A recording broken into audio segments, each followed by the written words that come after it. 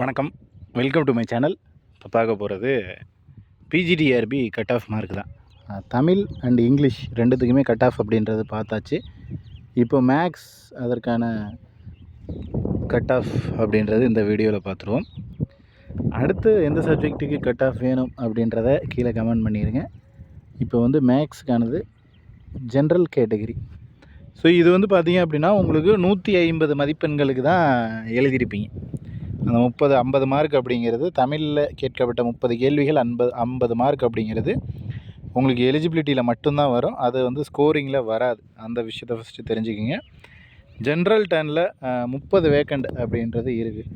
இதுக்கு வந்து பார்த்திங்கன்னா 110 ப்ளஸ் இந்த ரேஞ்சில் வந்து வரும். ஜென்ரல் டர்னில் உமன் 105 ப்ளஸ் அப்படின்றது வரும். இதில் தமிழ் வழி கேள்வி 100 ப்ளஸ் அப்படின்றது வரும். 100றது இன்னும் கம்மியாகிறதுக்கு வாய்ப்புகள் இருக்குது தமிழில். இந்த கேட்டகரி 1, 2, 3, 4 இந்த கேட்டகரி எல்லாமே இருக்குது பாருங்கள். இதில் வரக்கூடிய நபர்களாக இருந்தீங்க அப்படின்னா உங்களுக்கு வந்துட்டு எலிஜிபிலிட்டி மார்க் வாங்கினாலே போதும், ஜாப் கிடைக்கிறதுக்கான வாய்ப்பு அப்படின்றது இருக்குது. அடுத்து வந்து பிசி 95 ப்ளஸ் அப்படின்றது வரும். பிசியில் உமன் 90 ப்ளஸ். பிசியில் தமிழ் வழி கல்வி சேம் அதே 90 ப்ளஸ் 85 ப்ளஸ் அப்படின்றது வந்து தமிழுக்கு வரும். அடுத்து உமனில் தமிழ் அப்படின்னா எலிஜிபிள் மார்க் இருந்தாலே போதும், ஜஸ்ட்டு எலிஜிபிலிட்டி மார்க் வாங்கினா போதும்.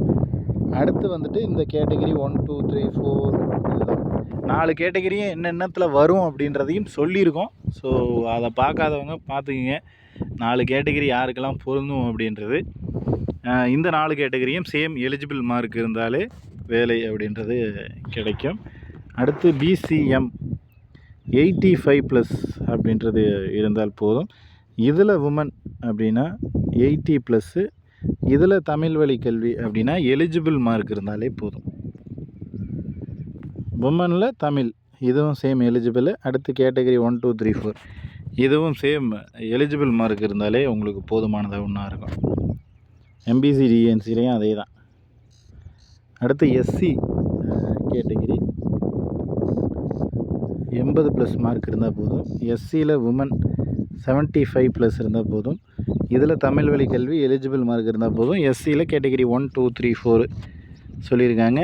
எஸ்சிஏ 75 ப்ளஸ் மார்க் இருந்தால் போதுமானது. இதில் உமன் அப்படின்னா 70 ப்ளஸ் போதும். இதில் உமன் தமிழ் வழி கல்வி அப்படிங்கிறப்போ உங்களுக்கு எலிஜிபிள் மார்க் தான் வரும்.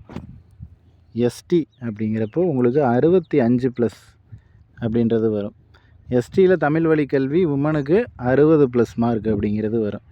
மீதி ரெண்டுத்துக்குமே எலிஜிபிள் மார்க் இருந்தால் போதுமான ஒன்று. ஸோ இதுதான் மேக்ஸ் அதற்கான கட் ஆஃப் மதிப்பெண் அப்படிங்கிறது.